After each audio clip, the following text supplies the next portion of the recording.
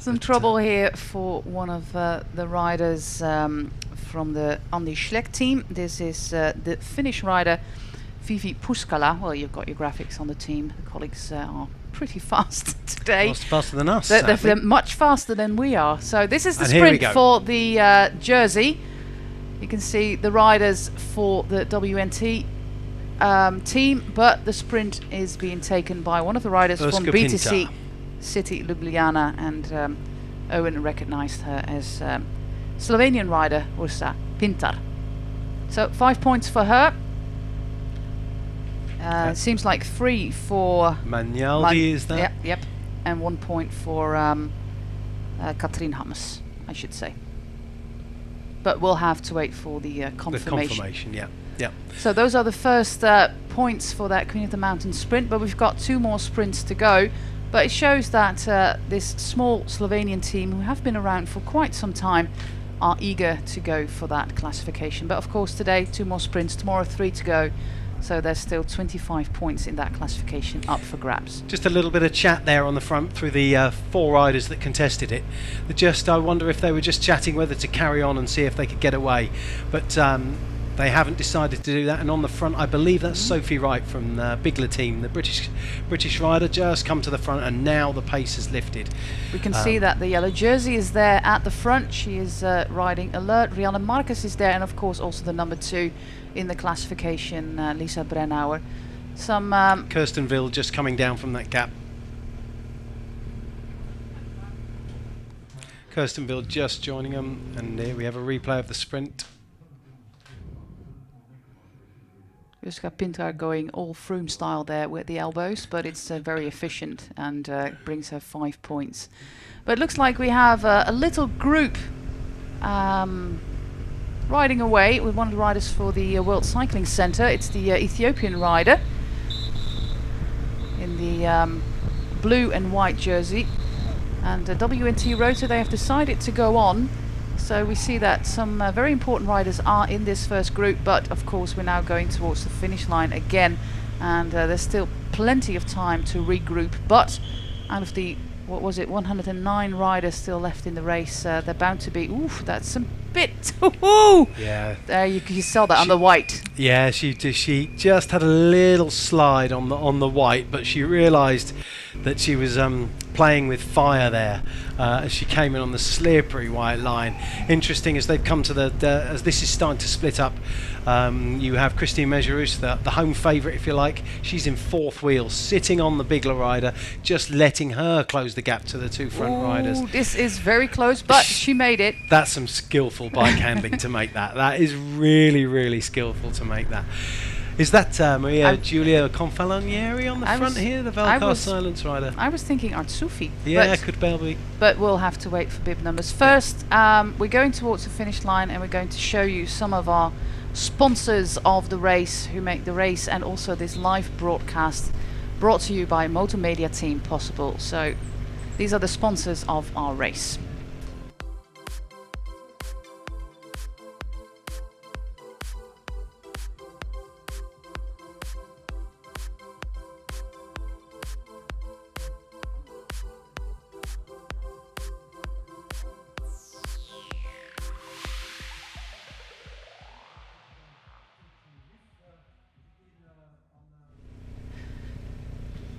Back in the race, and there's some looking at each other, but it looks, Owen, like we might have some exciting racing on our hands today here towards Steinfort.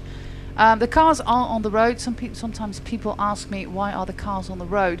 Well, smaller races like this, or basically every other race apart from World Tour, they work with a rolling closure, meaning that there's police bikes patrolling a few kilometers ahead of the peloton, making sure that all the cars are on the side of the road when the peloton passes, and when the broom wagon has passed, everybody can just continue on their road. But the police car will not stand next to a parked car, so if people think I am in a hurry, I have to go to the shopping centre and I do not care about this bike race, they can just continue. There's nobody going to stop them, and sometimes that happens.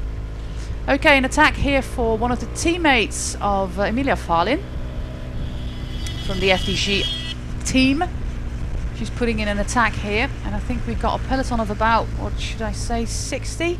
50, I'd 60? say, yeah, I'd say no more than 50 really. That's been split completely on that climb, and whilst yes it's stopped raining, it's not warm out there, Oh, and it is tough conditions, though there's not a great deal of wind that I can see rustling the trees outside our commentary box. These are tough conditions for this race, and you can see this is the pattern. There was going to be attack after attack after attack. It'll settle, and then it'll come back again, and this is what I love, and this is why it's essential that that races are televised. You can see just how active it is. One of the riders struggling at the back of the second peloton is actually the number 11 from the overall classification, Stina Borgli. So she's caught out. Well, it looks like she needs some assistance from her team car, so there might have been a mechanical problem for the rider who came in. I think she was 11th in the prologue. She was 11th in the prologue. So this is one of the riders from the top of the classification being caught out. Yeah, she's just looking down at her bike repeatedly. It looks like there could be an issue there, perhaps shifting. It's not shifting correctly, and so it's just the telltale sign. What's going on? What's going on? And you look down at your bike, don't you? And another attack here on the right of the on the right of your screens, being followed there, and people are looking at each other and letting it go. I wonder if this rider will get away. Of course not, but it might be the tactic of the team Exactly. to wear out the rest of the peloton. Of course, their team captain is Emilia Fahlin, who is 7th in the overall, 13 seconds down on Demi Vollering. And if you just look at this bunch back there's an attack now from one of the drops riders. It looks like WNT don't want any more than one rider to get away, and they were looking at each other when this rider went, but as soon as the drops rider attacked, they were straight on her wheel. Not looking to waste too much energy by closing a big gap, but certainly not letting any more riders go up the road. It would be nice if we can get a bib number for this rider. It might be the former French champion, Charlotte Braffard, but we'll have to wait for confirmation. She's very cautiously on the white patches on the road. Of course, everybody in cycling knows that those are particularly dangerous, because they're always a little bit more slippery. Thankfully, it has stopped raining, but there was so much rain that it was actually forming a little film out on the road, making, well, just like you do on your car, aquaplaning. It happens on the bike as well. Yeah, we've got such a tiny contact patch between you and the road. It does make it really rather hazardous, and white lines are notoriously slippery, as are of course manhole covers, the steel covers in the middle of the road. Coralie Demey. Yeah, it's the track cyclist for the team from France, Coralie Demey, and well, she's tucking herself into an very aero That's position. a lovely position, isn't Yeah, it? Completely flat back. Yeah, that's usually what track riders have: good style, good positioning on the bike, all the way down. But well, she's got herself a neat little gap. So this is probably the tactic from the team manager here, Cédric Barre, to wear out a little bit the peloton before we get to the first passage of the finish line.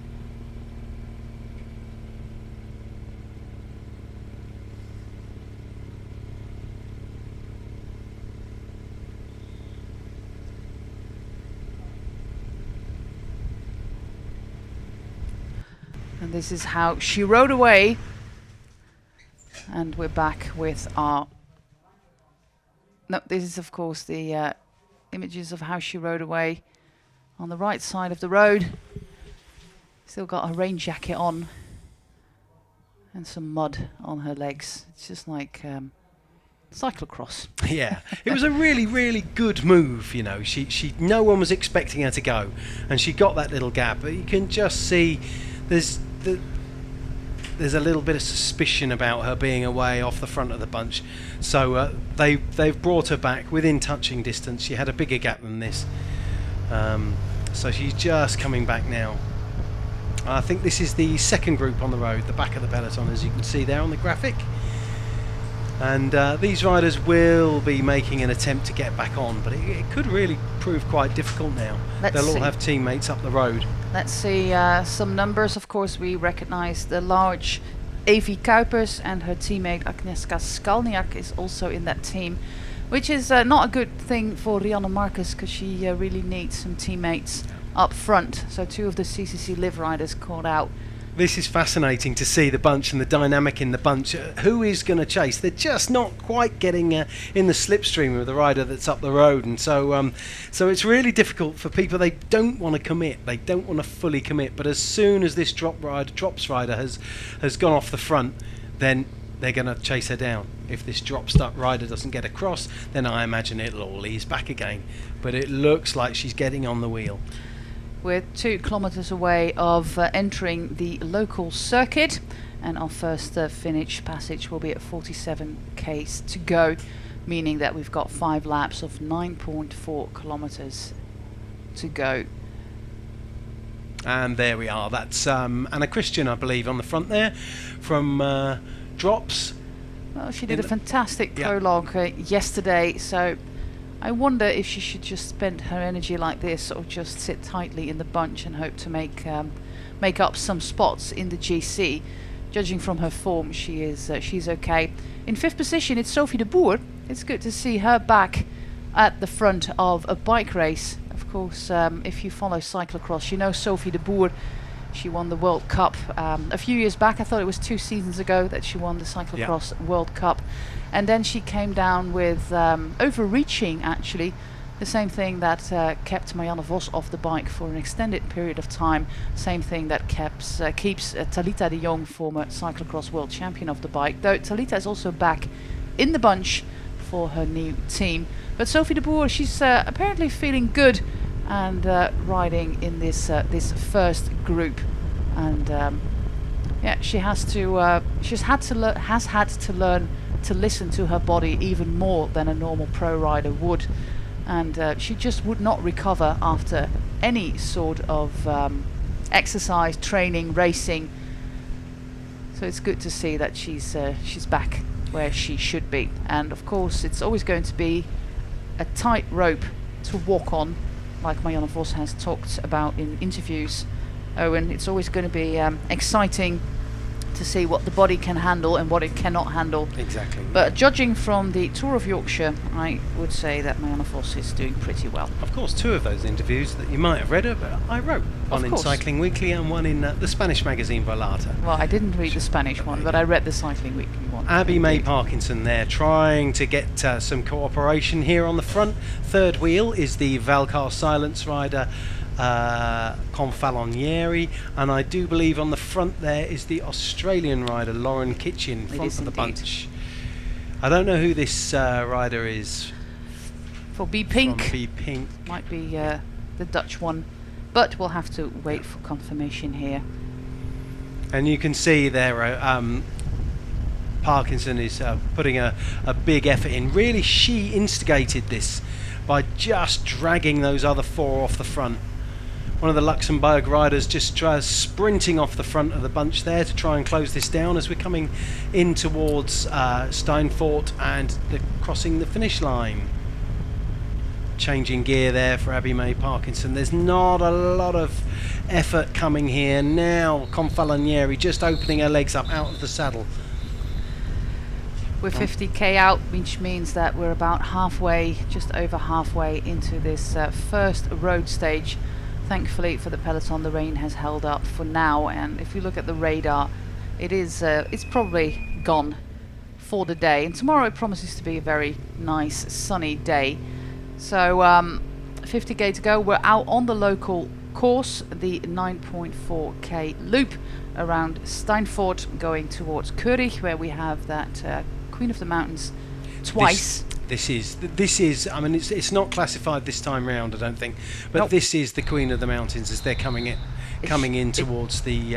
It's short and steep. Yeah, and it had a real effect on the race last year, in that the group that won the stage went off the front on that climb, and you can see that they've just had to slip down into the little ring, and everything is that little bit more laboured. We've got another Française des Jeux rider just trying to bridge across. There she gets. She's virtually on the wheel now.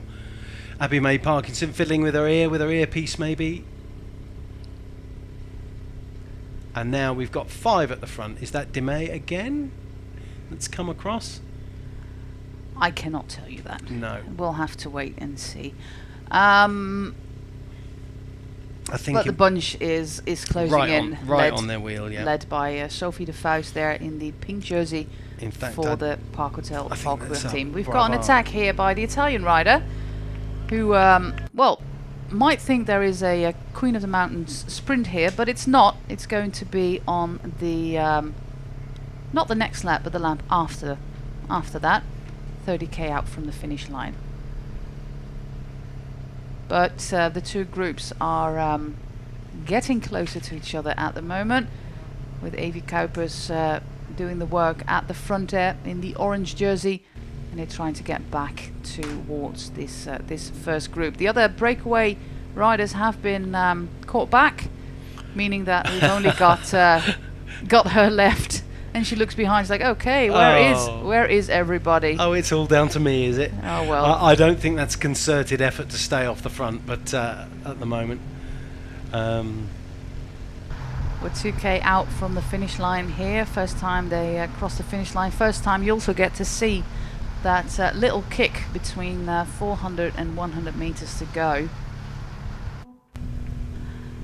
This is number 32. It is indeed Maria Giulia Convalonieri, one of the more experienced riders on the Valcar Silence team. And another track rider. She splits her time between the track and road. Yeah. And I just feel that if she committed fully to the road, she'd be an absolute top rider. I'd love to see her come in. 46k an hour, which is well within the speed limit here, yeah. Within the city boundaries of Steinfort. Interestingly, it's Valcar Silence on the front of this group that are bringing them back towards the peloton. Oh, nice coordination going on there. Yeah, well, there's no great issue with that, to be honest, and you can just see the technical finish. But there's no great issue. All they're doing is bringing back to the peloton because they may need the rest of their team for later on. So tactically, it's not a bad thing to do. It's not riding against their own rider who's off the front. And they're winding the way through Steinfort towards the finish here, and you'll, as Jose says, in a minute you'll get to see just how tough this and technical this little finish is. We're going towards the last kilometre here. So far, so good for Convalonieri. Yeah, the lucky thing from a rider's perspective is there isn't that they've already been round this circuit once. And there isn't any pressure on the peloton. They'll get to know this circuit and they'll know where those traffic bits are and the bollards that are separating them from live traffic. They'll know where those are. So when the pressure comes on big time later in the race, they know what the road is like. This is behind the second group in the race, and this is the bike of Convalonieri on disc brakes, which is a huge advantage with these weather circumstances. And she's now on that little kick in the final 300 meters, and well, she has to get out of the saddle, and it would be nice if you can get a little shot for perspective, but this is not an easy sprint to the finish line. And you could even, from that last corner, from 500k to go, put in an attack, yeah, and try to stay away if you're a good climber. This is where it flats, and like Owen said before, there's no significant wind here, which is beneficial for somebody who tries to break away. If there was a headwind here, well, you should not be trying it. But it is an option, especially if you've got more than one rider in that front group. It is an option to get to attack on the final lap coming in towards the finish. Someone try off the front. If they get brought back in those final 100 metres, then you've got another rider to go for the sprint, which is not an option that Christine Majerus is likely to have. And there's Kirsten Wild. There's clearly a mechanical issue for her again, and she's come back, and you'll see the the mechanic off the front. I don't quite know what he's trying to achieve there. I think he tries to, get your gearing right. Yeah. The control is there, isn't it, as opposed to on the stem? Yeah. Tries to get the gearing a little bit set, but you might have to decide one point just to switch bikes. But there's, no matter how you you set up your bike, there's always going to be a little bit of difference, and riders just prefer their normal road bike instead of a spare bike because, well, they're a little bit superstitious anyways. But there's always a little bit of difference between bikes, no matter how accurate you copy the setup in both bikes. This is a third group, and are there big names that we should be taking into account here? So far, I don't see a lot of big names. Clara Koppenburg is here, swaying left to right. Is that to Afka? get no, I think it's Clara, but no, I think you're right. One of the riders for the Luxembourg team there with the braids. But 156 is the gap on the peloton, which is a lot, and it's impossible to bridge. Back to Convalonieri for the Valka Silence team.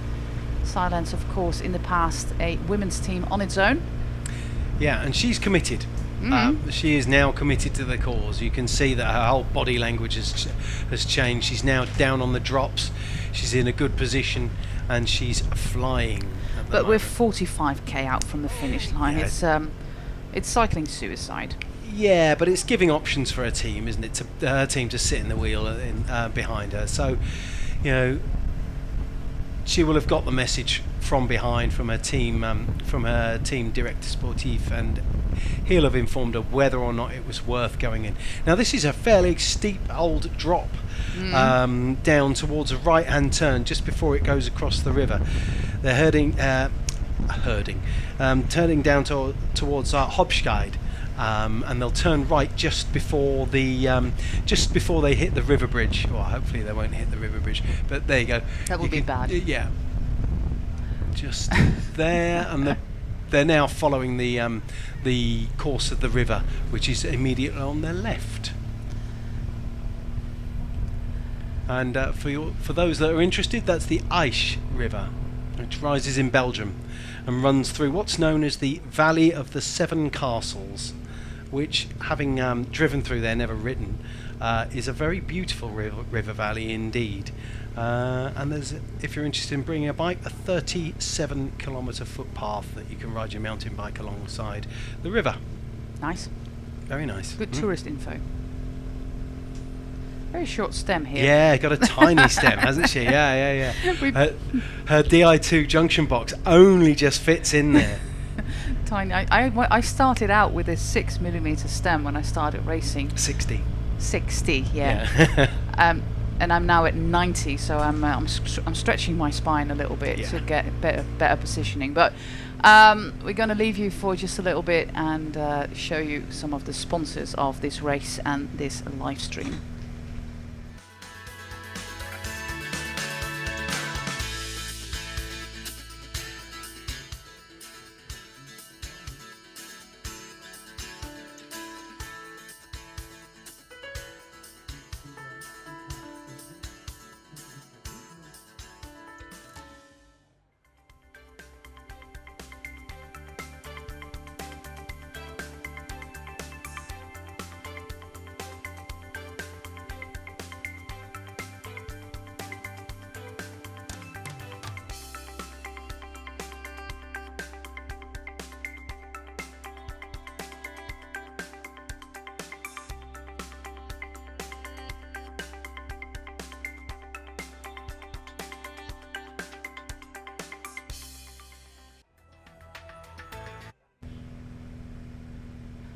Back live with Maria Giulia Convalonieri. She's got a gap of 45 seconds at the moment.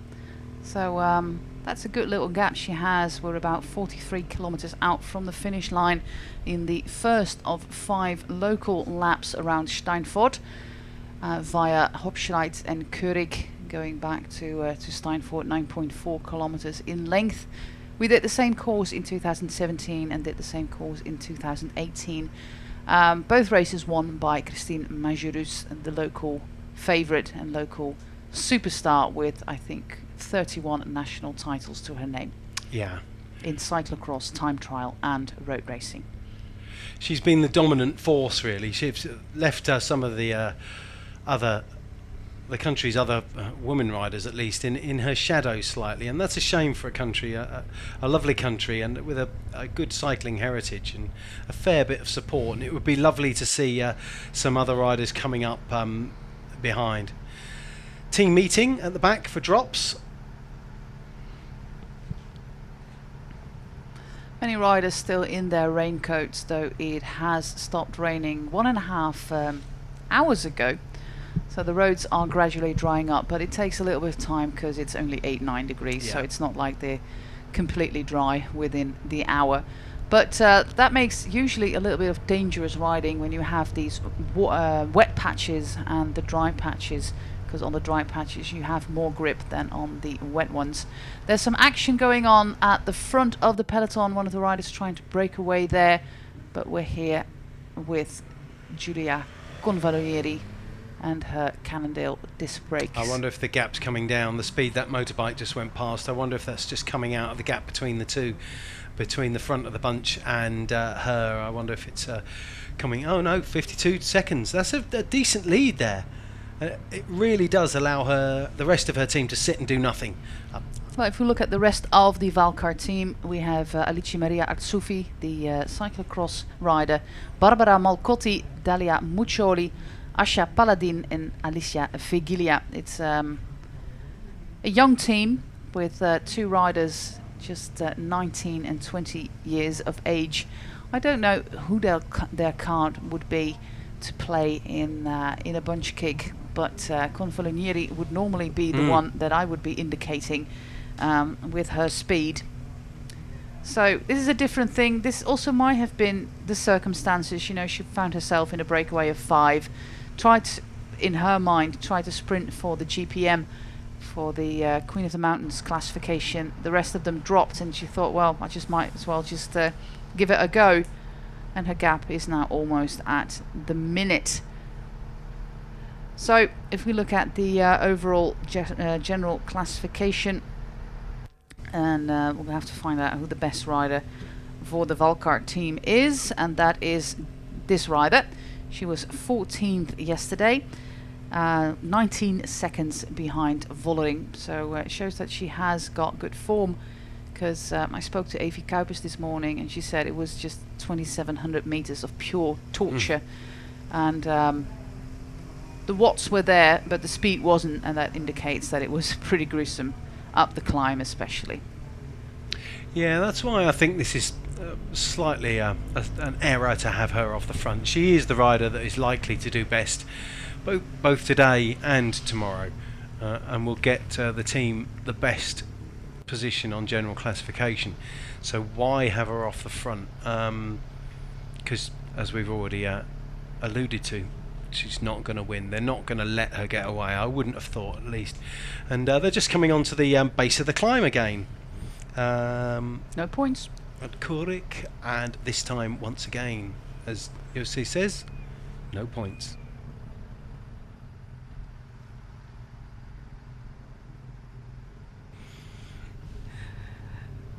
Well, this is the second time we're going to do the climb, and it doesn't look that difficult, but it's pretty hard if you have to do it 5 times, and I still stand by it. If you get an attack out here and go full until the finish line, there is a possibility to avoid a bunch kick, or rather not a bunch kick, because we'll probably not arrive with a large group here. It'll be I would imagine 30 odd riders that will come to the finish here. It's that kind of race. It's gnarly enough to split the race up, and so I would suggest 30 odd. That is Bart de Klerk there at the side of the road, rider for the professional team Wanty Groep Gobert and partner of Sophie de Vuist. Both of them went through a pretty rough patch in their careers. Of course, Sophie de Faust had a hit and run with traffic, and Bart de Klerk, he has a hip replacement. Yep. Yeah. So he rides with a hip replacement, and he still hopes to make the Tour de France team for Wanty Group Gobert this summer. Comes from, of course, the Lotto Soudal team, and they have been together for quite some time. And so it's very nice of him to go and watch. He's the guy there with the bald head on the side of the road, Bart de Klerk. Yeah. I was chatting to him in Oman. Really? About his hip replacement. Yeah. He's a biomechanical freak. He's a lovely guy. Yeah. So last year, just on the finish of this stage in 2017, this stage, as we've already explained a couple of times, Christine Mejerus won it, and a group of 32 came to the line. Another rider 50 seconds down, and the rest of the peloton 4 minutes behind that. So that's quite a significant gap, caused, as we said already, on this very finish. And then in last year's race, it was a bigger sprint finish with 60 odd riders coming to the finish together. Kirsten Wild is back in the bunch, and here is a good look at our race leader, Demi Vollering, wearing the Farai Services yellow jersey. And she's got a nice gap on the competition, 6 seconds, which means that, of course, if Lisa Breinauer comes in second, she takes over the lead, but if she comes in third in the same group. But that's all speculation, because this stage can go both ways. I still believe it's possible today, with the temperatures and the rain, that it's possible to put in a late attack and stay clear. This is the final kilometre with the Italian rider. Her gap has dropped to 25 seconds. And she knows it. Looking back over her shoulder, she's just put some food back in her pocket. I guess she's had a bite of a bar or something. Stick that back in your pocket and just wait for the bunch now. I could do with that. I left my sandwich in the car. Ah, well, the advantage of... I'm approaching the hangry stage now, so beware. The best thing about this race is the burger bar that's outside, but and I had a pre-race burger, and I have to say it was very nice indeed. But there's also this mirror in the hotel room. So it's choices that you have to make. Didn't you have a burger for dinner last night? There was vegetables on it as well. Yeah, true. Yeah. And cheese and sauce and fries and everything. Okay, well, still pretty cloudy, but there's a bit no of a rain for now, but it doesn't look promising. No, we had a little ray of sunshine just 10k ago, the last time they crossed the finish line, and you can see that from the turn from the main road up to Steinfort towards the finish line here. It's hard to stay away, but it's possible. But Christine Mejerus knows this finish like no other, and she will not be fooled. A fully committed rider has a far greater chance of staying away, especially if the group is smaller than this. So it's not a definite nailed-on sprint finish, bunch kick by any stretch of the imagination. And as we've already explained, I expect, with the conditions as they are, for it to be certainly a much reduced group from that which we have now.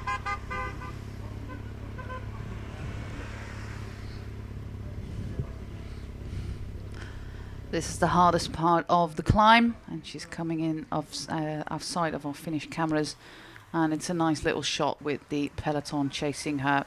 We can't get a shot of the front of the peloton at the moment because the gap is just too small, so the motorbikes are not allowed to get in between the bunch and the lone leader. You can see by the flare of the motorcycle headlights just how dark it's got in the last 5 or 10 minutes, but it's not raining, and not yet. We are lucky. Thankfully for Rianne Marcus, she's now in the red jersey, just a slightly different color than her normal orange jersey. You can see that Skalniak and also Evie Kuipers have made it back to the first group. And they will be a valuable help to Rianne Marcus, the number 3 in the overall classification at the moment. So, next tour, next lap, we're going to have points again for the Queen of the Mountains jersey. Previous sprint was won by Urska Pintar, ahead of Erika Magnaldi and Katrien Hammers, both of the WNT Rotor team. Oop, that was a miss for the bottle. A missed bottle, yeah. Looks like the soigneurs will be happy today, not having to go far from the finish to man the feed zone. It's a nice little climb to get your bottle. Some organisers put a feed zone on a descent. Yes. So obviously never been on a bike themselves before. But good work here by the drops rider, throwing the bidon where the soigneur is and not throwing it the other way. In a ditch, yeah. In a ditch. Where you see it's just split up a little bit through the finish zone. We've just split up. And I note the absence of the yellow jersey. All the jerseys, actually. Though there is a Park Hotel Falkenberg rider there. There's also a WNT rider there. So that's Lisa Bernauer covered. But they're all coming back. Yeah, they're all coming back. There's a little bit of a lull in the racing at the moment. Get your food in. Oh, no, there's not happening. And it's a Sophie Bigler rider. Sophie Wright again, just putting herself towards the front. Make it hard. I'm sure is coming area. Make it hard. Abby May Parkinson, drops rider there, just coming on, and the Valcar Silence just slipping into her wheel. But I think here comes the rain. Oh my life! I'm so glad I'm sat here. No, it's raining again. Oh, it's raining again. Of course, Sophie Wright's teammate Lizzie Banks last week was thriving in the hideous weather, and we. The two of us exchanged messages on Twitter last night saying how she hoped it was miserable as sin, the weather today, and she seems to have got her wish. Looking at the left-hand part of your screen, we've got a downpour on our hands, and we promised that it would stay dry. Yeah. But unfortunately, it's not to be. Our last hour of racing at the moment here in Luxembourg. And many riders just put off their jackets, and then it's happening again. Yeah. So this is not a good thing, but but the race bike is on. Racing. At least they'll be warm. That's true. We can see the Namibian champion there behind the CCC Live rider. A lovely little jersey for the Namibian national champion Adrian Vera. She's hiding now again. I'd never seen the jersey before, to be honest. Whoa, good handling there from Sophie Wright. Slightly overran the corner, but then just bunny hopped onto admittedly a small curb. Former mountain biker, so knows how to handle a bike. That explains. We also see Kovrig here, the rider for the Eurotarget team. You can see the Romanian flag on her bib shorts. Yes. Being the national champion from Romania, Anna Kovrig. It's coming down. It's coming down hard now. The rain. Katrien Hammers there on the left is the on the right hand side of the road. The left hand side of your screen. She's disappeared now. She's the WNT rider. She'll be patrolling the front there for her teammate Lisa Bernauer.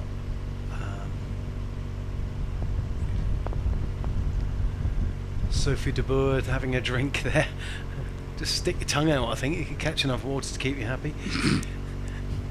It's probably not. And Christy Majerus with her dinner in her mouth. No time to eat it at the moment. Thank you very much. And the pace is up again, isn't it? The pace is up. This is a replay of Sophie Wright's bike handling skills. Well, she oversteered here just a little bit, but absolutely no problem. A little bit of off-road going on here for Sophie, and she's managed that. And then Kovrig has attacked from there. Now we're backing off again.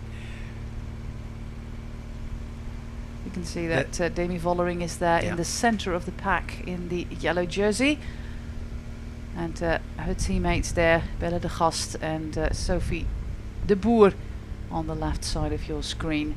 Kirsten Wild, yeah. After Soet, all at the front there. This is Dutch conditions. People might joke that it's British conditions, but it's Dutch conditions as well, isn't it? Well, to be honest with you, Owen, we don't get a lot of rain in the Netherlands. We're experiencing a severe drought, and we had a severe drought last year. It was about 30% less rain than the year before, and some regions of the Netherlands have still not recovered from that lack of rain. So the water in the ground is still not up to level for the farmers to draw water for their lands.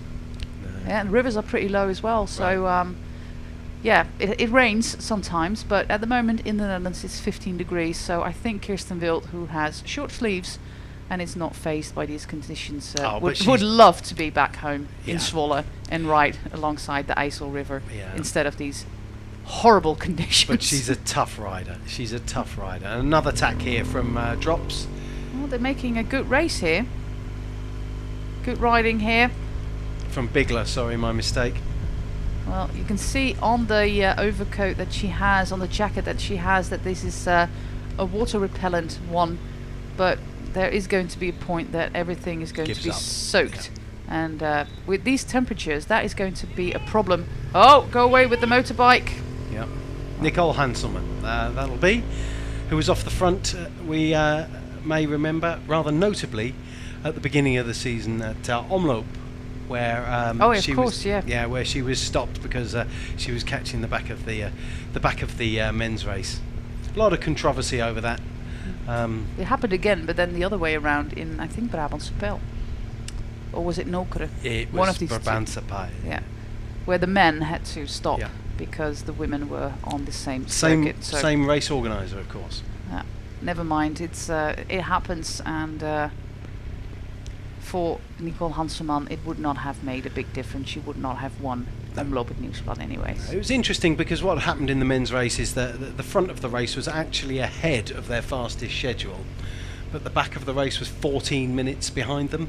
That's men's racing, you know. And that never happens in women's racing. No, normally in a men's race you got a breakaway, going clear, taking a few minutes, especially in the spring classics, and then in the last 60, 70, 80 kilometers, because that period is getting longer and longer, that the breakaway is being caught, and then we have a final on our hands. And a breakaway with that gap of minutes and minutes, I've not seen it quite often in women's racing. Well, the difference being is smaller teams, we have 6 women teams as opposed to 7-man teams in that level of racing, which changes the dynamic. And also shorter races mean that you cannot let a break go too far up the road.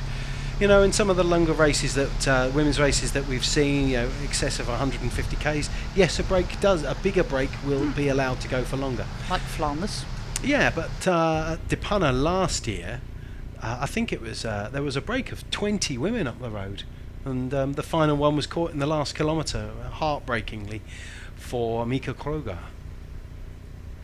Well, she made up. She's won 2 races already this she's season. Had a good year, as have her team. I've had a fantastic year. Team Virtue, who aren't present with us in Luxembourg this week. It's proper miserable now.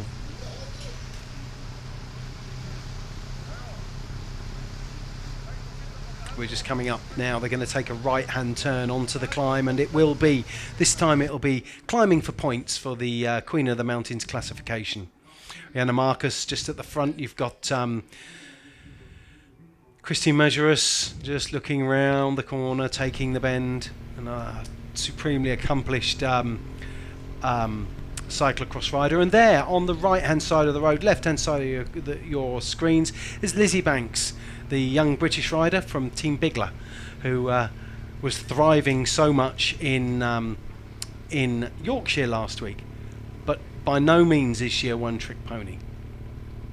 Looks like the British pair are doing the work here for Bigler, with Sophie Wright once again having a really, really, really tough day, coming to the front, out of the saddle, powering away, with Urska Pinto there on her wheel, looking to score the points for the second time, but she seems to be labouring now with the Astana rider there on the right-hand side of the road, powering away. Pinto's got her gear right now. And Sophie Wright there just fading away.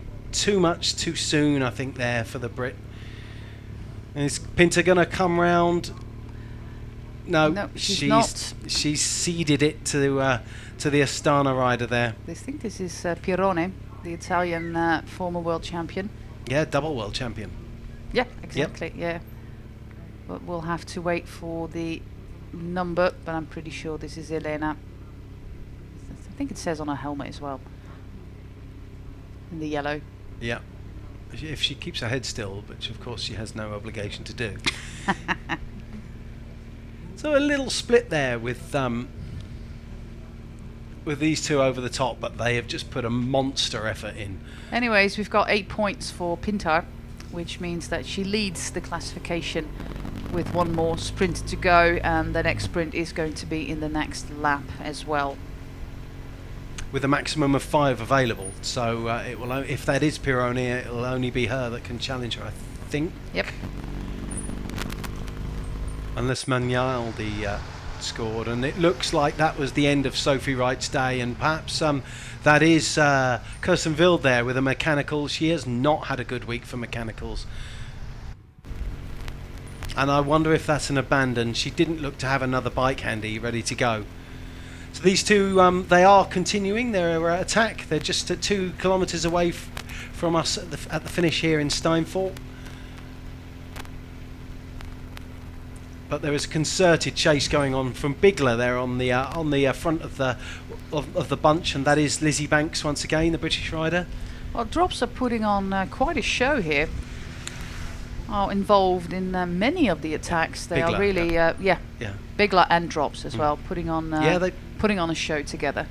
Yeah, Drops have Graham Hurd, who is their director this week. A Scottish gentleman who was in fact at WNT. Let's see if this is going to be a DNF for Kirsten. Well, she takes a bike computer, so she might do a bike switch. Yeah, we don't. But we'll have to see when she crosses the finish line here. These two kind of know that it's not worth carrying on, but they're in two minds. They're unsure whether to keep making an effort, because Pintar needs to make sure that she can win the Queen of the Mountains jersey. She wants something left in her legs. She's not going to last off the front, I wouldn't imagine, for the 10 kilometres round to the next QOM. That would be remarkable. And that's it. Yeah. I think the look on her face there was, yeah, that's us. Not working here. Not working.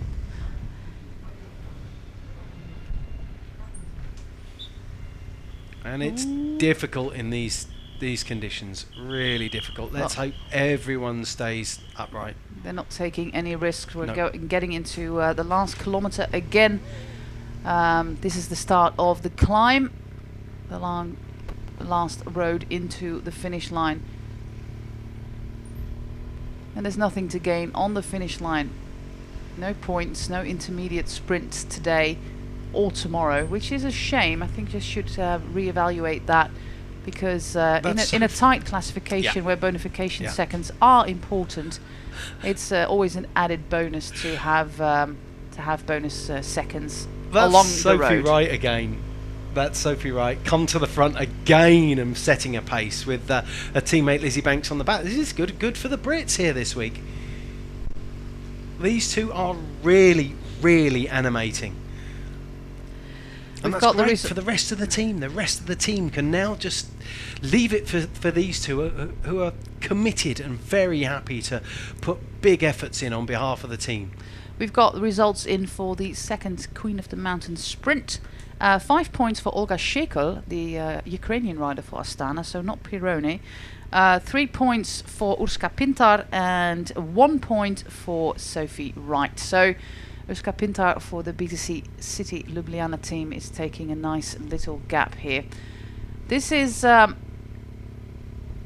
another attack coming in for the finish line, and not a lot is happening at the moment. I wonder if Kirsten Wild is still in the race, but we'll have to check. Once they cross the finish line, we can check their transponders and see who's where. If she's changed her bike, might not have a transponder. Oh of yeah, you're course. absolutely right. But it's likely to still be chasing though. So Pirone in the lead with the woman in the white jersey, Franziska Koch, Katrin Hammes, Elsy Banks, Lisa Brennau, a lot of German riders at the front there.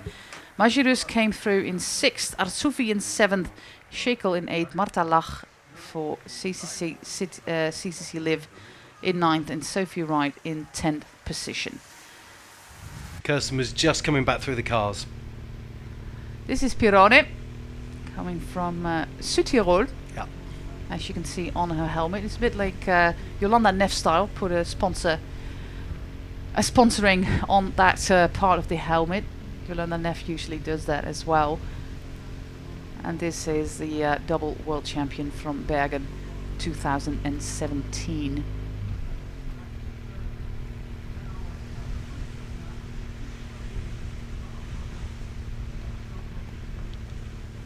She's certainly a talented rider.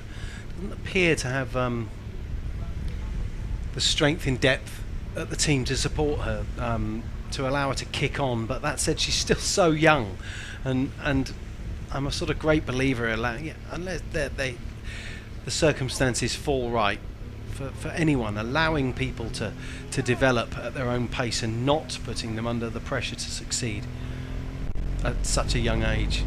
You can. It doesn't matter male or female, you can thrash them out of existence if you do that. This is Wild on her spare bike. And look at the stem that she's got on the bike compared to Convalonieri. It's about twice as long. Kirsten Wild, of course, being of the large Dutch variety, like Evie Kuipers and like myself. It all comes down to the cheese, Owen. Dairy products. Dairy products all the way. But she's not panicking, and that is the benefit of experience. She's not panicking. There is no issue for her. She knows she'll get back on.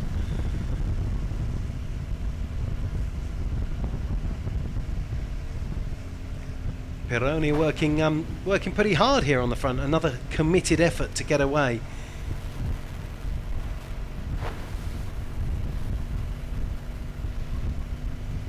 And this is where the women's side of the sport does differ from the men's. We don't often get this style of racing where one gets away and is brought back, and then two get away and they're brought back. And I guess if you're tuning in, you probably agree with me, but it's less formulaic, and less formulaic means more entertaining, as far as I'm concerned. I agree with you. Not to say that I don't enjoy men's racing. I love it all day, every day, really, as my wife can contest. Because when I'm not working, I'm sat in front of the television. Or ironing. Ironing's it's the your good other thing. passion. It's a good thing to do, to pretend you're actually doing something towards the household, but actually It gives you all the credit. taking Owen, 15 minutes to do a shirt, then sitting down. I never do any ironing. Okay, so I have no idea what you're talking about. I love it. I do. This conversation is going nowhere. I'm not an ironing person. My wife has my daughter has the best iron shirts in her school. Well, that's the thing with being in Britain. You have your school costumes. Yes, exactly. Yeah. But and as will her sister when she starts at the same school this September.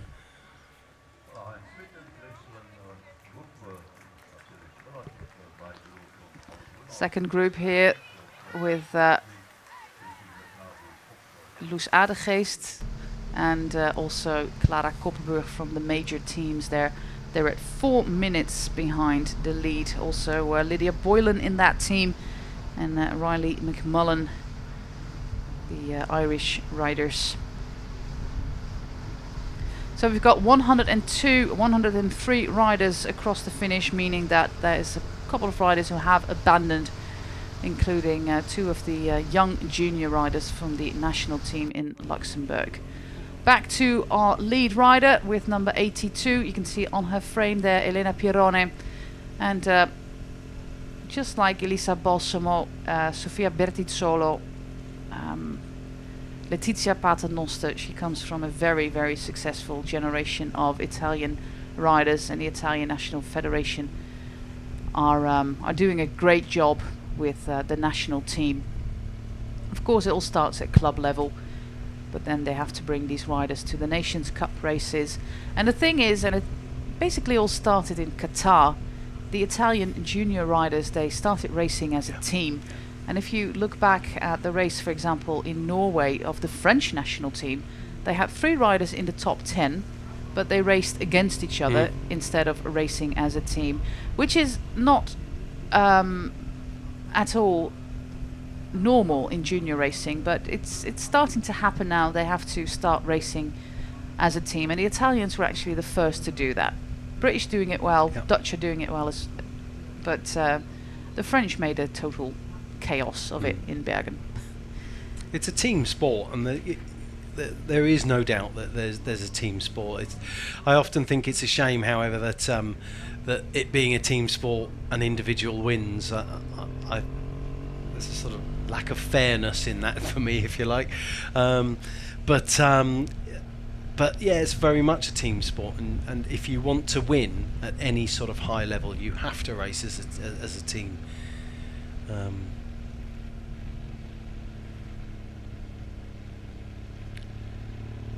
32 seconds now for Pirone. Well, if she stays away, she can pick up the 5 points for the Queen of the Mountains jersey. Oscar Pintar is at 8. And if she takes another 5 points, she will be at 8 as well. But then Pintar will have will be on the same level. So it then comes down to Olga Schiko, wasn't it? Oh, of course it was Schiko. Yeah, thank you very much. I should stay awake. I'm sorry. Well, at least you didn't repeat anything I said in its entirety like I did you yesterday. Oh well.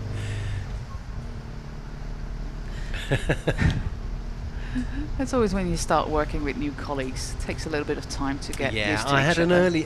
early start yesterday morning, and I think I was flagging a little bit. Flagging or flailing? Yeah, both. We're getting towards a minute for the lead of Elena Pirone, and nobody in the bunch seems to be eager at the moment to bring down that gap. Next Queen of the Mountains is going to be at 21.8 kilometers, so that is in less than 2k, but it's not going to change a lot because Pirone doesn't have any points yet, but it might be important for tomorrow, because if riders are on the same amount of points, it's important who came in first the most times. Exactly. So these could be valuable points. She's going to lap one of the riders from Norway. Yeah. That is, well, we're still about 6 riders short. But this is one of the riders lapped and therefore taken out of the race. 1:46, Ingvild Bratteklev. Who we mentioned yesterday. Of course we did, yes. She was in the time trial. And here we go, on to the bottom of the climb. Pirone will no doubt score maximum points over this. But Pintar will be very eager to get these 3, making it 11. And if you know that tomorrow we've got 3 Queen of the Mountain sprints left, is a total of 15 points. Having a score of 11 takes you quite a long way towards that final score, towards that final jersey. And sharing the prize with your teammates, and it's excellent for sponsors to get them out there, really. So we should perhaps give Pintar's sponsors a little bit of cred.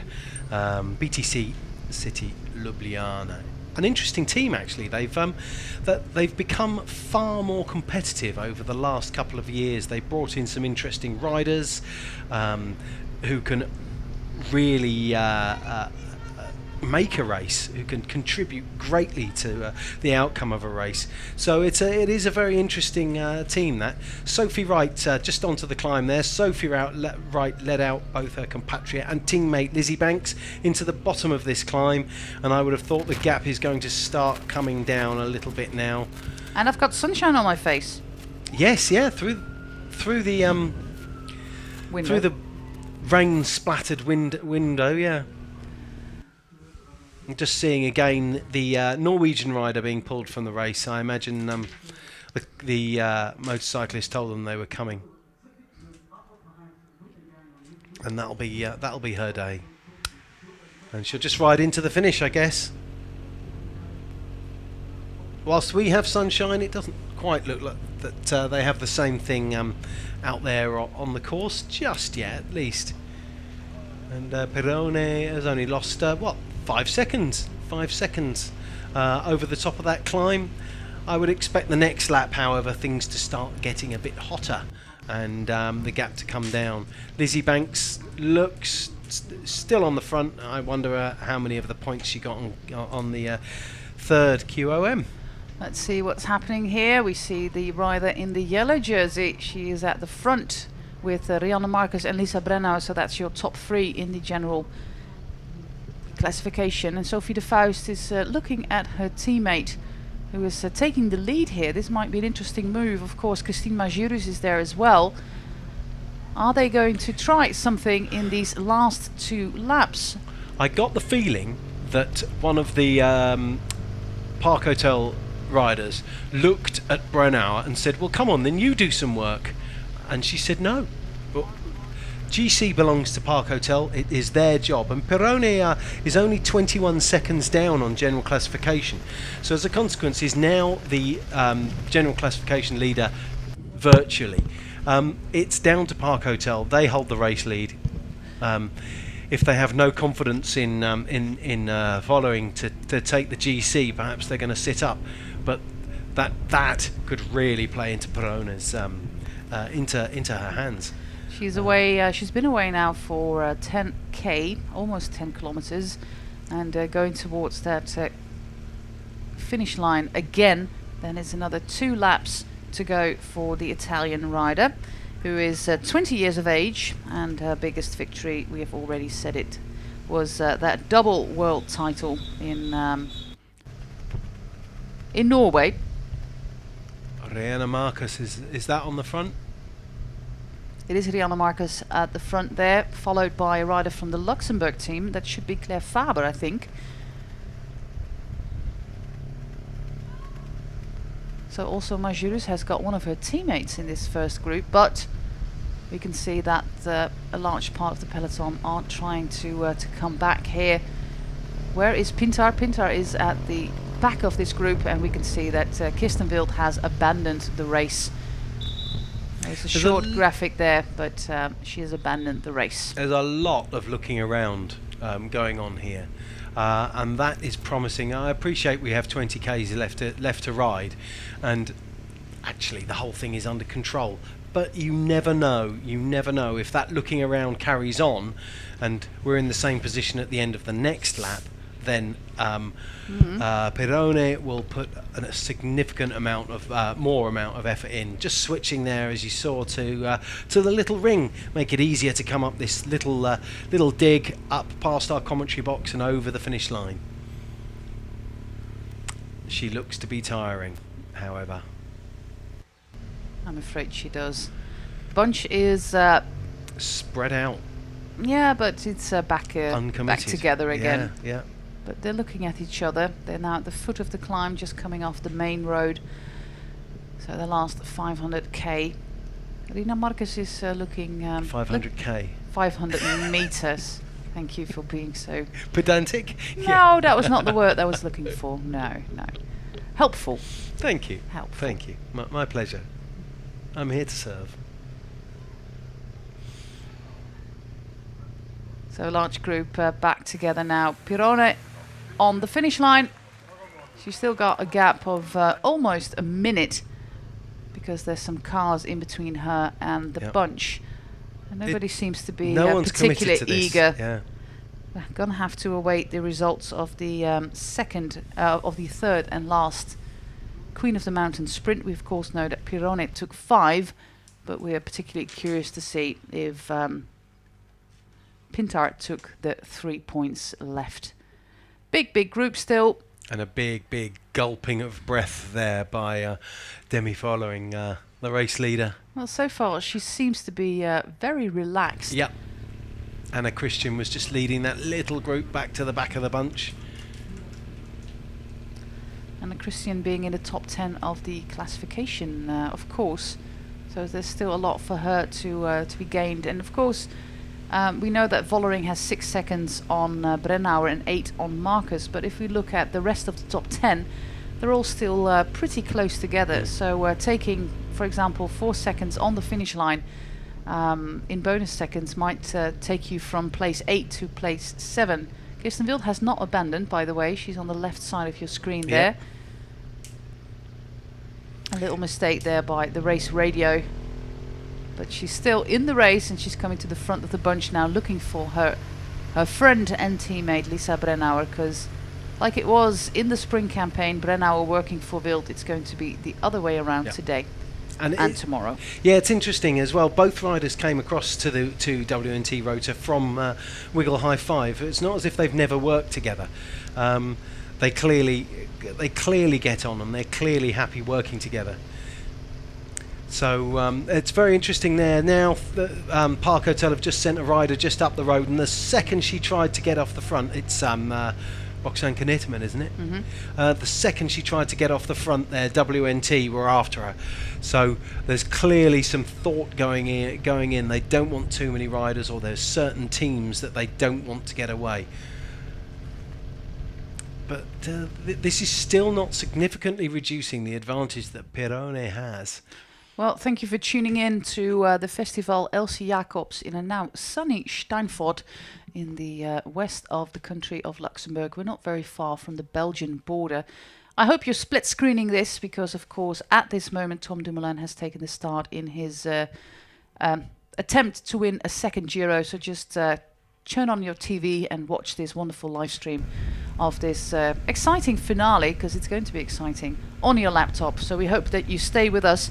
If you're watching this race and loving it, just tune in to Twitter and let us know at Owen Rogers and at Tour de José, and also let the organisers Festival_Elsy know that you're appreciating what they're doing with the live stream that they're putting up for you as women's cycling fans. And of course, races, I'm so old I can't remember if I said this yesterday. However, races like this, putting time, effort, and don't forget money into allowing you to see their event. This is all hugely important for the development of women's cycling. Sponsors need exposure, and if they have no exposure, that they're in it for very little. Lena Pirone, she won the World Championships in Bergen. She was on the podium with Emma Nosgaard, who is with Bigla. I think she's on the start list here as well, isn't she? I don't think so. No, she's not. She was on the professional start list, Emma Nosgaard. Letizia Paternoster was third on the podium there in Bergen. Other riders in that top 10, Fiva Georgi, she was sixth, and Sophie Wright was 12th, and Lorena Wiebes was 22nd in that road race in Bergen. She just got dropped on that last climb, the Salmon Hill. Remember that one? Yes, that's right. Yeah. That was just a little bit too much for Lorena Wiebes, who is, of course, just like Kirsten Wild, a big rider, and that means that she has to take a little bit of extra weight on the climbs compared to smaller riders like Paternoster and Pirone. And of course, Wiebes herself took the third stage. Clean sweep. Of a clean sweep indeed, yeah, of the Tour of Chongming Island overnight, or it finished at 7:30 this morning. I'm sure you were up watching that, weren't you? You were. I was, yeah. You were covering for me, were you? So yeah, took the third stage, and of course with it the general classification of that race. Her first general classification rider victory since she became an elite, and also the first World Tour victories of her short career. She did win the Healthy Aging Tour junior race a couple of years back, I seem to recall. Yep. Got chasing here, Elena Pirone. Well, the Valka rider is trying to get the rider from Bigla to take over with that little elbow signal, but well, she's not taking the bait. I would suggest that's Lizzie Banks again, and I would suggest she's possibly on her knees. She looked really tired earlier. She's coming through to take a turn now, and they're just chatting. But 47 seconds is the lead from Pirone to the peloton. I don't know what it is back to. But Lizzie Banks, of course, started the day only 13 seconds down on GC. You know, we'd still have 15 kilometres to go, but the permutations become fascinating as you come towards the end of a race. And if they can catch Pirone and then they work together as a group, then we could have a big surprise on the cards with the bunch all looking at each other, saying, "Well, you do it, I'm not doing it," and it's a pretty good race. This, I say. So far, so good. Absolutely. Changing cadence there from Pirone, who just switched gears, looking down at her bike. Let's hope it's all working. And this little group here, we've got 5 riders off the front with another chasing group of 6. Well, it's the bunch at high speed trying to chase this group down. They're not happy with having a total of 6 riders off the front. Well, some of the biggest teams are part of this breakaway, so it's going to be interesting to see who is going to do the chasing. There's an awful lot of looking around, though, yeah. So there's no real faith by these 5 riders in their effort. As we have seen, for example, with Annemiek van Vleuten in Liège, just go ahead, or Kasia Niewiadoma in the Amstel Gold Race. They both said it in their post-race interviews. Just go ahead, don't look back, and give it your all. And smash it. Yeah. And smash it. And there's a little bit of nervous looking behind from these riders. They're looking at each other as well. So great effort there from the Valcar Silence rider, gritting her teeth. Gnarly conditions, gnarly riders. Oh, I love it. Watching it from your, well, not so comfortable chair. It's not so comfortable, but it's significantly more comfortable than anything Sella Italia make. Oh, don't say that. or Physique or any other of the cycling saddle brands. And of course we had to turn the heater off, didn't we? Because it was getting a bit toasty in here. A bit smelly. Anyways, Pirone, she will soon see the cars pass her, because the gap is dropping at the moment, and I think the lead commissaire will ask the cars to leave her, because the gap is going towards half a minute. All the cars here sponsored, of course, by Skoda, just like the men's tour that even bears the name Skoda Tour de Luxembourg, which takes place the first week of June. And a little birdie told me that you can watch that live as well with some commentary. Motomediateam, yes, as well, and me. Fascinating. All on your own, though. Yeah, you can't join me there. Sorry. Damn. But it's going to be a first that you can see that men's race as well on these beautiful, steep but demanding Luxembourg climbs, and we've got some, well, pretty hard ones lined up for you. In the men's race, so be sure to tune in for that. Is that Koch the Max rider? No, she's on a Sunweb bike. Yes. Yeah. Then it's Francesca Koch. Yeah. The number 10 of the overall class. Yes, it's her. Of the overall classification. The number 13 is Marta Lach, the Polish rider for CCC, and they're now 40 seconds behind Pirone, and they're both on the climb here. No more points for the Queen of the Mountains classification. We'll have to wait for the results of the third sprint, but I think we can just assume that Pintar is going to be in the red jersey tomorrow. Yeah, I think we'll be quite safe with saying that.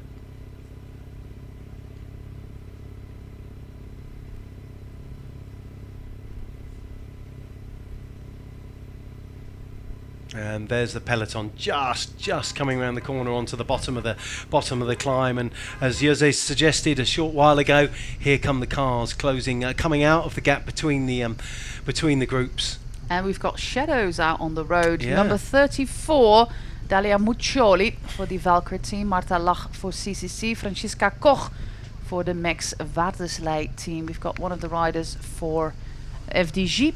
We'll have to confirm her plate number. And it's Lizzie Banks once again, the Bigler rider. So those are the 5 chasers. We're gonna just have to check the number for the French team's rider. I think it's Demay again. I think I saw a 4. Well, it's a very active ride today by her. It is 5. It's Duval, Eugénie Duval for FDJ. Aquitaine Futuroscope, one of the teams that are linked to a men's World Tour team. Of course, Astana are bearing the same name, but they're 2 completely different structures. It's an Italian team, Astana women's team, and they're 2 different structures, so they're not linked to the men's team. But in the case of FDJ or Trek Segafredo or Lotto Soudal or Mitchelton Scott or CCC Live or Movistar, they're all linked to the men's team as well. I think that's the way forward. Just make sure you share each other's expertise and logistics as well to save money. Have the same service course, the same fleet of cars and buses. And often the same staff. And often the same staff, yeah.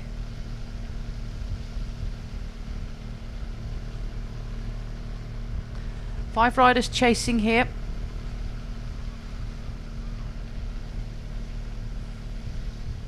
And we're down, you know, closing in on the final 10Ks. This is turning out to be a very exciting race. They can look down the road and they can see Perone ahead, but there are still bikes in the motorbikes in the gap. I imagine they'll be brought out of the way very, very shortly. Quick gel there for Perone. It's too late to be eating any solids. It's all about quick assimilation of the energy, which an energy gel will give you, whereas a bar or something like that doesn't give you that instant hit of sugar that you need. So it's a squeeze a gel in and crack on as soon as you can. They're still struggling just to get on her wheel.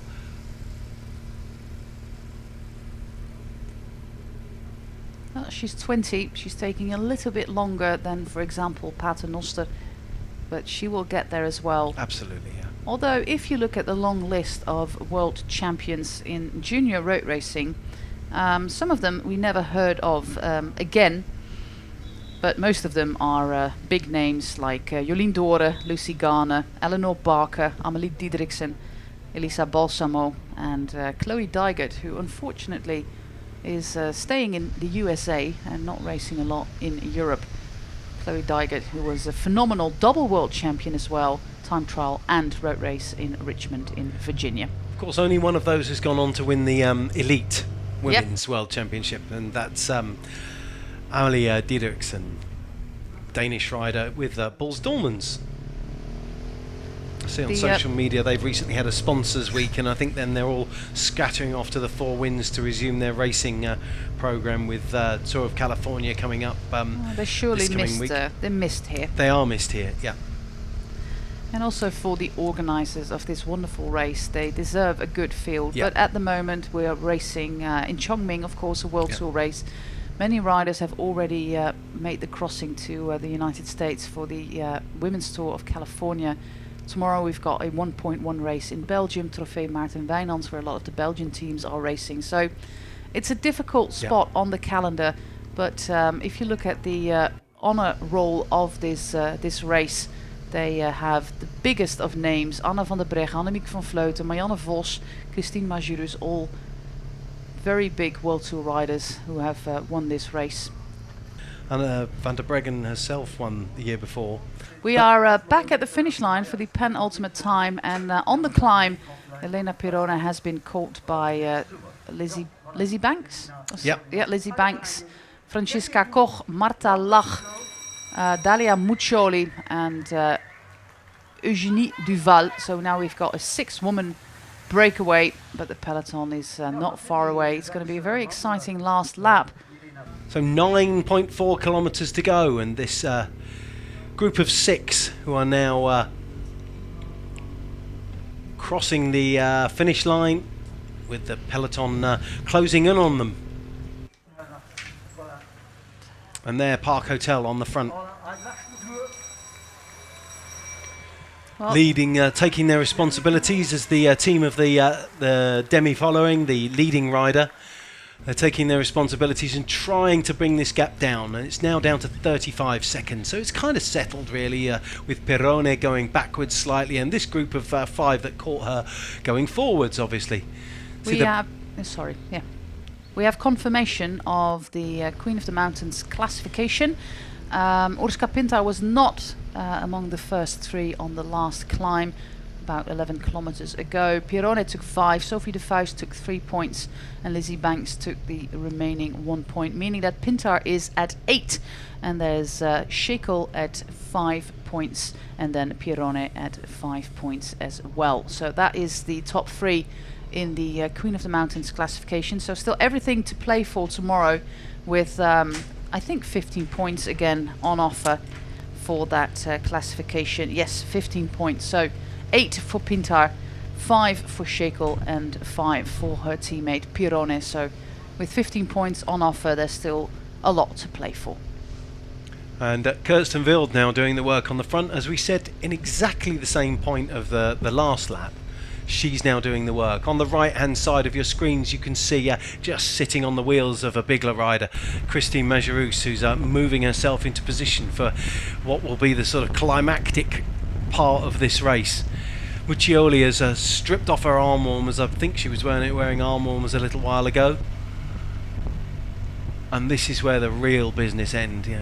Throughout this race, riders have been stripping down the layers. I was talking to someone, I forget who now, before the race, and I think she was talking about having 5 layers. Well, it seems like these 6 riders are working well together. Everybody's taking their turn, so nobody's well, Pirone is not doing anything at the moment, but she needs a little bit of time to recover from her effort.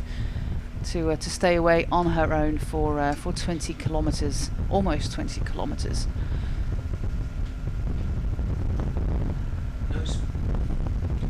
No speed displayed there, sadly, on the little counter there. Well, I will be close to 50. We're on a downhill here. I would have thought so, yeah. Duval in blue, number 13, and Marta Lach in orange for CCC Liv. Then the tall rider from Germany is Franziska Koch. She's on the red bike. She's the leader in the young rider classification. And Park Hotel are chasing together with WT and Rota. There was a short message on the race radio that Kirsten Wild had abandoned, but that has of course to do with the fact that she's on a spare bike, so her transponder didn't show up when we crossed the finish line. So that's that out of the way. Lizzie Banks at the front. This is Franziska Koch, the number 10 in the overall.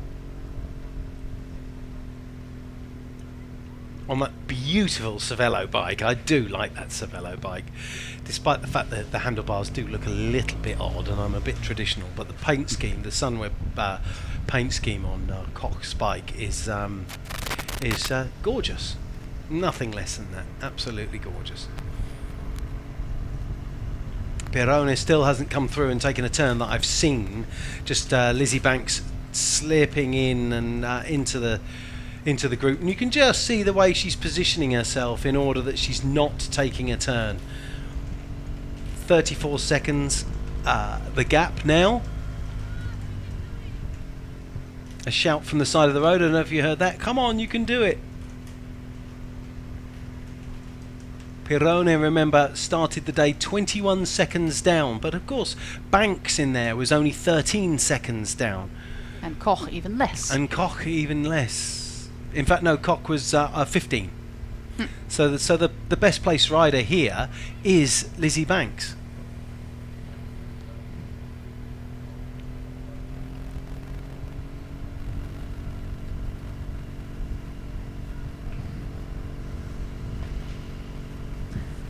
This is of course Dalia Muccioli, riding for Valcar Silence. Her compatriot Elena Pirone on her wheel, still 30 seconds. So if somebody still has something left to go in that last kilometre and have, well, maybe a 15 seconds lead on the peloton, I would say Franziska Koch has what it Yeah. takes to do that. She's awfully strong. She's off to Sunweb per the 1st of August. She was already due to ride for the team in her first year as an elite rider, but they postponed it just a little bit because she broke her ankle just before the World Championships in Innsbruck, where she was actually the biggest favourite to take home the junior title. And they gave her a ride at Max Watersley, and she's been absolutely awesome so far.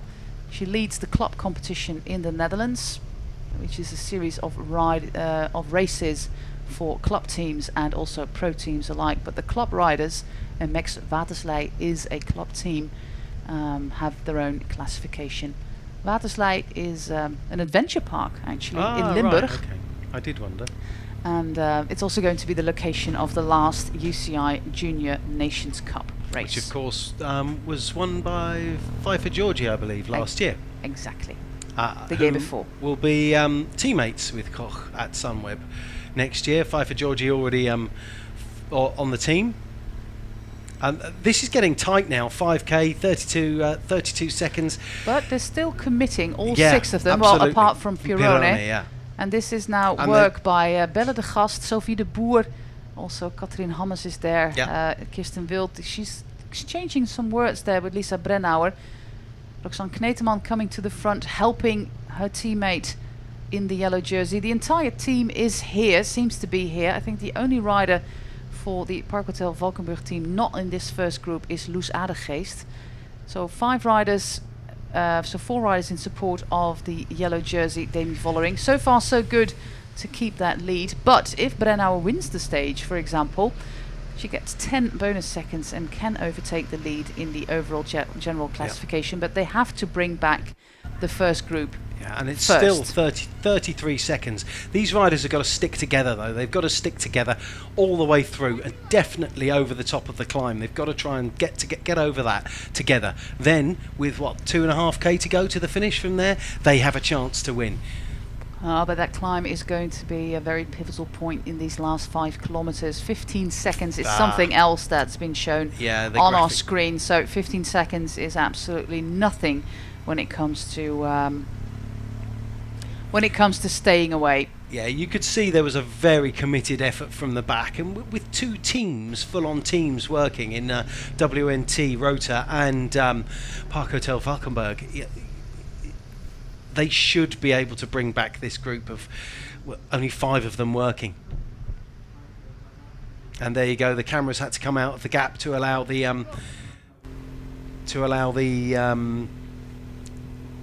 make sure there's as little drafting as possible. We should just see the peloton. There they are, coming round the bend behind them. One bike still in the gap with a police escort sat in there as well to protect, as a protection essentially for the bunch, and I'm sure that police officer will come out of the gap very, very soon.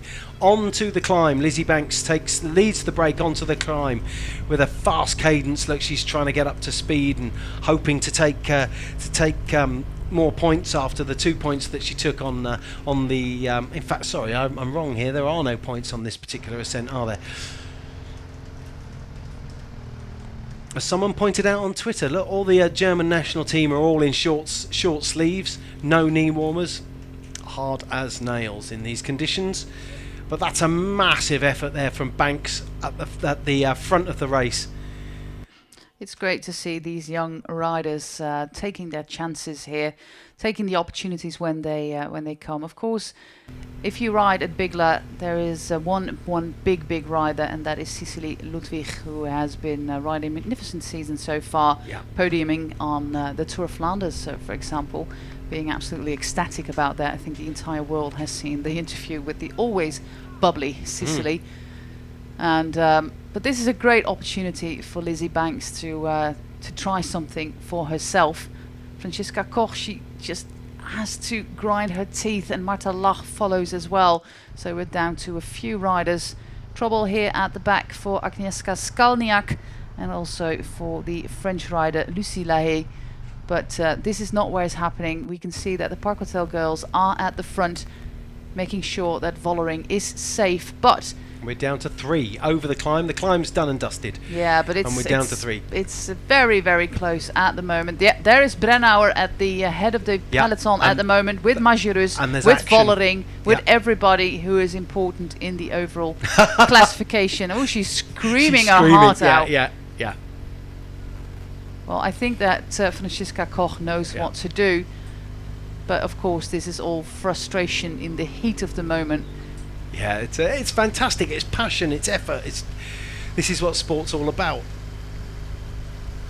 She's looking over Banks, looking over her shoulder. But they're not going to stay away now. That gap is 12 seconds, I would estimate. Unable to get a clock on it really at the moment.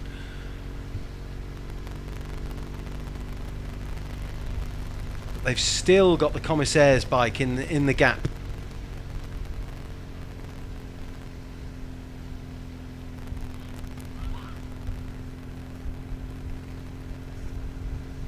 Yeah, about 12 seconds there, that lead. And you've got a group chasing there of, I don't know, 12 riders, then 3 or 4 behind them, and just dribs and drabs behind. And the music on the start line outside our commentary box is, my feet are actually vibrating. They're not moving. I'm not dancing. My wife will tell you that I've never danced. Which might be for the best. It probably is, yeah. But well, this is a fantastic finish to this race. 1.9 kilometres to go. We've got these 3 riders off the front and a chasing group of those that we consider to be the favourites. As we're coming into this tight technical section towards the end of the race, and that makes overtaking, getting past, makes manoeuvring that much more difficult. You've got to get round the bends, and we've got wet roads and slippery white lines.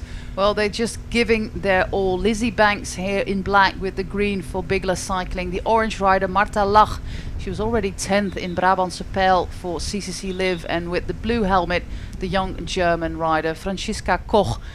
3 riders, and they are going downhill, and then one final turn into that last climb. We're now in the town of Steinfort, and then one last left-hand turn, and we go up the final climb. They still have got a chance to do this. Yep. Lizzie Banks is looking incredibly strong. Whoa! That's sliding. Big crash. Was it Brennauer? I don't think so. It looked to be an orange, yellow bike with a black top. Attacked by Marta Lach, the young Polish rider for CCC Liv. She is 22 years of age. Well, she's going to be 22 at the end of the month, so still very young. And she takes her chance, just like Lizzie Banks on the Bigla team. The chances on a team like CCC Liv with Ashley Mollman-Passio and, of course, Marianne Vos are not always present. So if you've got the chance here, you have to go for it. And Marta Lach does exactly that. The final 500 meters, I think they're going to stay away. I do. And Koch isn't coming through and doing any work, whether that's because she can't or whether it's because she's unwilling to do so for tactical reasons. But this is really tight. Koch out of the saddle there. She's trying to come round. I think. Where is Marta Lach in the general classification? We know that Lizzie Banks is 8th and Franziska Koch is 10. The peloton are coming, but it's too far away. It's Lizzie Banks. Is she going to take the win here? She's done an awful lot of work today. But we're not going to see the finish line. What happens here? Oh, it's Marta Lach, the Polish rider for CCC Liv, and she takes the win here ahead of Lizzie Banks and Franziska Koch. I don't think it's enough to take the lead in terms of seconds, because Vollering was only a few seconds behind. Yeah. But Lizzie Banks is going towards the top 5 of the general classification by taking those 6 seconds. It will bring her up to 7. I think it will bring her up to 3rd place in the general classification. Yeah. But I think Vollering has just hold on to the lead in the GC. But the win today is for 21-year-old Polish rider Marta Lach. Team director Jeroen Blijlevens said, "We've got a team here of 5 riders who can take their chances. They're free to ride for their own chances." And Marta Lach did exactly that. I think this is going to be her first UCI win, and she's absolutely happy with it. Big congratulations for the Polish rider, with Valerie de Meij here, with Evie Kuipers, with Rianne Marcus, of course. What a fantastic win by this young Polish rider. And I think Marianne Vos, well, she's riding her own sportief today, so she might not be watching, but she can watch the replay on Motomediateam and on the website of Elsy Jacobs and see what a very clever race Marta Lach did. It was a fantastic race. She tried the attack, off the front, but because Banks was left doing all the work with Koch unable to come over the top, Banks just could not close that gap on her own. And I think the gap there from Banks in second place back to Vollering is only about 5 seconds. 5 seconds exactly. So that means that Lizzie Banks is now in second place. Second on GC, yeah. At 2 seconds from Demi Vollering. And tomorrow we're going to have another very demanding circuit in Garnicht. And 2 seconds, it's absolutely nothing. So this GC is not done yet. It's absolutely not done yet. We've got the top 10 here. Marta Lach wins the stage for CCC Live. Franziska Koch in second place. Lizzie Banks in third. So she takes 4 seconds instead of 6, making her go in second place in the GC anyways, but at 4 seconds from Vollering. Dalia Muccioli was fifth. Eugenie Duval, she won the bunch sprint. She was also part of that group in fifth place. Pirone, Belle de Gast, Magnaldi, Brennauer, Schekel. Now, this is the finish. It's certainly Banks that's come in second with Koch in third. And then behind there, it looks like it could be... it's Vollering in fourth. It's Vollering in fourth, with Falin in fifth, Majerus in sixth, Stine Borgli in seventh, Convalunieri in eighth, Brennauer in ninth, and Marlene Reusser, who was fourth yesterday, is the last in the top 10. Rianne Marcus 11, Sophie de Vuist 12, Katrien Hammers 13, Lotte Becker 14, and Sophie de Boer 15th for the Park Hotel Valkenburg team. But this is the winning sprint of Marta Lach. She takes 5 seconds on the bunch and they stay away. What a very thrilling final today. It's lucky number 13. Well, it was raining and we saw a very, very active Lizzie Banks. She's been racing her heart out together with Sophie Wright, I should say. Both of them did a tremendous job for the Bigler team. A little bit of, close calls, though we saw somebody crash in the final 500 meters, the final turn. We don't know who has crashed, but we do hope that she is okay. And then about 30k out, the rain started lashing down.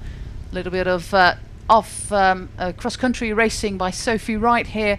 And of course the roads were very wet. We saw a breakaway with Elena Pirone. The attack here by Wright again. Sophie Wright, yeah.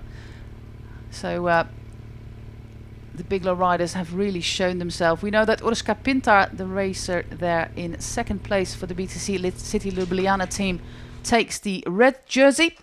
We saw some mechanical trouble for Kirsten Wild. She had to switch bikes, but made her way back to the peloton, showing that she is awfully strong, despite being off the bike for about 8 to 9 days because of a well-deserved holiday. She did a great job for Lisa Brennauer in the final, just like Magnaldi and Hammers and Afke Soet did. This was the attack by Elena Pirone, about 30k out. She stayed away for 20 odd kilometers, getting a gap of almost a minute, but was then joined by the decisive breakaway in the race.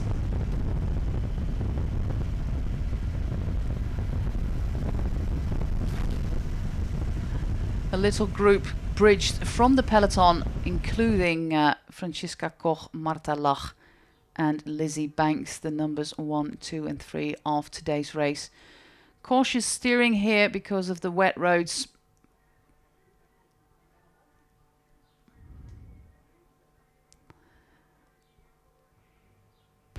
And Pirone, she did a tremendous job on her own, but just when we started the last lap, she had to surrender to 5 chasers, and the chasers are here with bright orange Marta Lach. We had Dalia Muccioli there, Lizzie Banks was there, Franziska Koch was there, and Eugenie Duval for the FDG team. So then we had a breakaway of 6 riders holding on to a mere 15 to 20 seconds in that last lap, and it seemed to be really difficult to stay away, but they did manage to stay away and defending that very tight gap. Good thinking here by Pirone, despite being at the front of the race. In the heat of the moment, she takes in some gels for those last 15 kilometers. And this is in the final kilometer of the penultimate lap. Regrouping, or the chasers led by Lizzie Banks, who did an awful lot of work today. And then we had 6 leaders with Banks, Koch, Muccioli, Lach, Duval, and of course Pirone, who set on at the back of the group for the remainder of this lap. There was nothing left in the young Italian to do something on that final climb. Koch was one of the strongest ones, together with Lach and Banks, and they eventually got rid of Pirone, Muccioli and Duval to stay away with 3 riders, still defending that very tight margin of 15 to 20 seconds. Both teams, Park Hotel Valkenburg with Sophie de Faust and W&T en Rota with Kirsten Wild, did all they could to bring back that breakaway. But despite all odds, they managed to stay away, and that's the fantastic thing about the race here in Luxembourg. It's always an unexpected scenario, because you think that they will come back, but they do not come back. Lizzie Banks pedaling like crazy, doing at least 100 rounds per minute on that climb. But Marta Lach, she raced it very, very smart. And of course, she has some very, very experienced riders on her team, like Ashley Molman-Passio and Marianne Vos to teach her. Francisca Koch, star of the future as well for the Max Waterslide team. And Lizzie Banks, she really screams her heart out, trying to make it go a little bit faster. Here's the crash, one of the riders for Volcar, it seems. Yeah, I one think of the bright yellow Cannondale bikes crashing there. That's also going to stall the chase a little. It is going to stall the chase, because you see somebody else crash, and that always makes you a little bit anxious. But this was a well-timed attack. But look at the strength of Vollering. If she races like this tomorrow, she's going to bring home the general classification, because she does this all by herself, of course supported by a wonderful Park Hotel Valkenburg team, taking home 4th. But she is still the main contender to take home the overall general classification. Tomorrow, we return to Garnisch, where we had the prologue as well. We're going to do that reverse, but still some very gnarly, very steep hills to decide the final overall classification in Festival Elsy Jacobs. Owen Rogers and myself, José Been, will be back here on the Motomediateam live stream on the Elsy Jacobs website at 3 p.m. So see you tomorrow. Thanks for watching. Maillot jaune op de tweede plaats Elisabeth